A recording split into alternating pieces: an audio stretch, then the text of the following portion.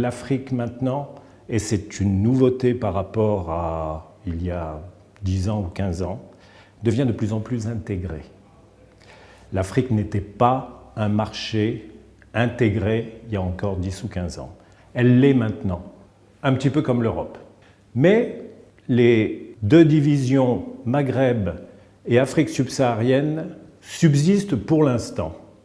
Et pour ce qui est de l'Afrique subsaharienne, pourquoi je parle des trois divisions, Afrique lusophone, Mozambique et Angola principalement, l'Afrique francophone, du Sénégal jusqu'au Tchad, et l'Afrique centrale, et l'Afrique anglophone, alors là c'est la corne de l'Afrique.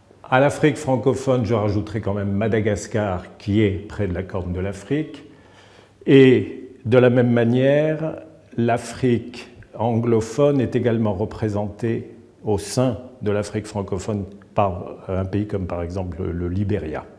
Mais pourquoi je parle de ces différences? C'est que, alors là je parle évidemment en tant qu'avocat, donc je vais parler de droit.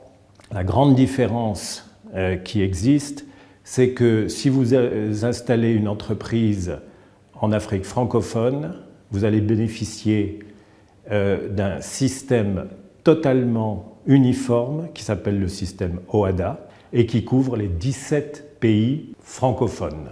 Ce n'est pas le cas de l'Afrique anglophone.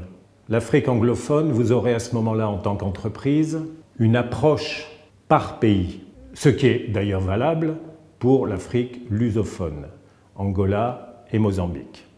Mais en Afrique francophone, et je crois que ça c'est important de le dire, avec l'uniformisation du droit et des règles comptables également, les règles comptables c'est plus récent mais c'est une réalité, vous avez la possibilité en fait de vous installer, d'installer votre entreprise dans un pays et après finalement en anglais on dirait branch out, mais de toucher le marché francophone dans son ensemble.